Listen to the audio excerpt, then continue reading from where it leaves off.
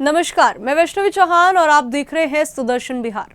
गुरुवार को संसद में जो बहस हुई वो देश की राजनीति और कांग्रेस पार्टी के असली रंग को उजागर कर गई। गृह मंत्री अमित शाह के भाषण पर कांग्रेस और उसके नेताओं का विवादित बयान एक बार फिर सामने आया। बिहार की कन्वा सीट के पूर्व विधायक शकील अहमद खान ने कहा कि अमित शाह जाहिलों की फौज के सरदार हैं। क्या ये उचित है कि एक सांसद और पूर्व विधायक देश के गृह मंत्री पर ऐसे अपशब्दों का इस्तेमाल करे? असल में ये वही कांग्रेस है जो हमेशा झूठ और भ्रम फैलाने में माहिर रही है। शकील अहमद ने अमित शाह के नेतृत्व और उनके प्रयासों पर सवाल उठाए, लेकिन ये वही लोग हैं जिन्होंने स्वतंत्रता संग्राम के इतिहास को तोड़ा मरोड़ा और जो आज देश की प्रगति को रोकने की कोशिश में लगे हैं। एक बार आप बयान सुनिए उनका। जी, गांधी जी की आत्मा को गरियाने का काम कर रहे हैं गृह मंत्री। गांधी जी के फैसले को और स्वतंत्रता संग्राम के आंदोलन और उस आंदोलन की जीत ये हुई कि अंग्रेज यहाँ से भागे, उसमें अमित शाह उनके पुरखे का कोई रोल है क्या? और जवाहरलाल नेहरू से लेकर के सरदार पटेल जी के रोल का कोई मॉडल दूसरा तैयार कर भी सकता है क्या इस देश में? अमित शाह वगैरह एक जाहिलों की फौज के सरदार हैं, तो अनर्गल बातें कहते हैं। सही कहा है राहुल गांधी ने। विपक्ष के आज के सवाल का उनको जवाब देने की आवश्यकता है।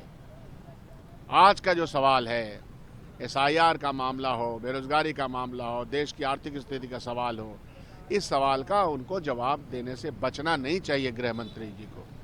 गृह मंत्री ने यह भी कहा है कि आप सवाल पूछिए, मैं तय करूंगा कि जवाब कौन सा दूंगा। अधिनायकवाद की जबान ऐसे ही होती है। यह देश लोकतांत्रिक व्यवस्था, लोकतांत्रिक मूल्यों पे चलना चाहिए। यही तो हमारे फ्रीडम स्ट्रगल में बातें बताई, यही तो गांधी जी, नेहरू, पटेल, आज़ाद सबने बताया कि मूल्य क्या होंगे।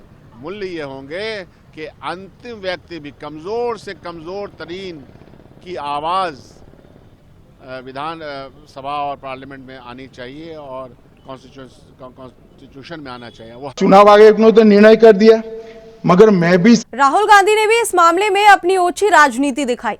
उन्होंने कहा कि अमित शाह घबराए हुए थे और मानसिक दबाव में थे, लेकिन सवाल यह है कि क्या राहुल गांधी और कांग्रेस देश की जनता के सामने कभी जवाबदेही दिखा सकते हैं? जब देश में देश के हित की बात होती है, राष्ट्र के हित की बात होती है, हिंदुओं के हित की बात होती है, तो कांग्रेस मुसलमान प्रेमी बनकर जवाब देने उतरती है। और सिर्फ मुसलमान प्रेमी ही नहीं, देश विरोधी बातें भी कई बार इनके मुंह से सुनी गई है।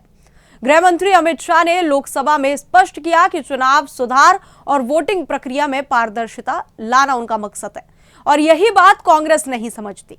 राहुल गांधी के सवाल और बयान केवल राजनीति और भ्रम फैलाने के लिए थे। उन्हें याद रखना चाहिए कि लोकतंत्र में असली ताकत जनता की है और जनता ने कांग्रेस को कई बार असफल साबित किया है। आज का ये विवाद साबित करता है कि कांग्रेस पार्टी सिर्फ राजनीतिक भ्रम फैलाने वाली पार्टी नहीं है, बल्कि देश की सुरक्षा, कानून व्यवस्था और विकास में योगदान देने वाले नेताओं पर झूठे आरोप लगाने वाली भी उनकी एक आदत बन चुकी है। अमित शाह जैसे मजबूत और जवाबदेह नेता देश की जनता के लिए हमेशा खड़े रहते हैं, और कांग्रेस की हर योजना बस विपक्षी राजनीति में उलझी रहती है।